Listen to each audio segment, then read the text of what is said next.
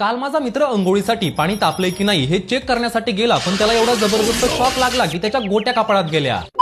तुम्ही सुद्धा या थंडीमध्ये पाणी तापवण्यासाठी या रॉडचा वापर करत असाल तर हा रॉड तुमचा जीव सुद्धा घेऊ शकतो. त्यामुळे तुम्ही काही गोष्टींची काळजी घेतली पाहिजे. पहिली म्हणजे तुम्ही पाणी तापवण्यासाठी अशा स्टीलच्या बादलीचा उपयोग करू नका, तर प्लास्टिकच्या बादलीचा उपयोग करा, कारण यामध्ये करंट फ्लो होत नाही. तसेच बाथरूम मध्ये वॉटर हीटर ठेवू नका, कारण तिथे सर्व काही ओलं असल्याने शॉक लागण्याची शक्यता ही खूप जास्त असते. स्विच ऑन असताना बादलीतलं पाणी गरम झालं की नाही हे जाणून घेण्यासाठी पाण्यामध्ये हात घालू नका, कारण यामुळे तुमचं सगळं शरीर देवाघरी जाऊ शकतं. पाणी तापवण्यासाठी बादलीमध्ये किती पाणी असलं पाहिजे हे प्रत्येक रॉड वरती इंडिकेट केलेलं असतं. त्यामुळे बकेटमध्ये खूप कमी किंवा खूप जास्त पाणी तुमच्यासाठी धोकादायक असू शकतं. पुढची टिप सांगण्यापूर्वी आपल्या पेजला नक्की फॉलो करून ठेवा. वॉटर हीटर जुना असेल तर त्याची वायर चेक करा. ओल्या हाताने रॉडला स्पर्श करू नका. लहान मुले खेळतात अशा ठिकाणी पाणी गरम करू नका. रॉड डायरेक्ट पाण्यामध्ये बुडवू नका, तर अशा लाकडाचा वापर करा. आणि लाईट बिल वाचवायचं असेल तर रॉड वरती आलेला हा पांढरा थर काढून टाका. तर हा महत्त्वाचा व्हिडिओ तुमच्या सर्व मित्रांसोबत जास्तीत जास्त शेअर करा.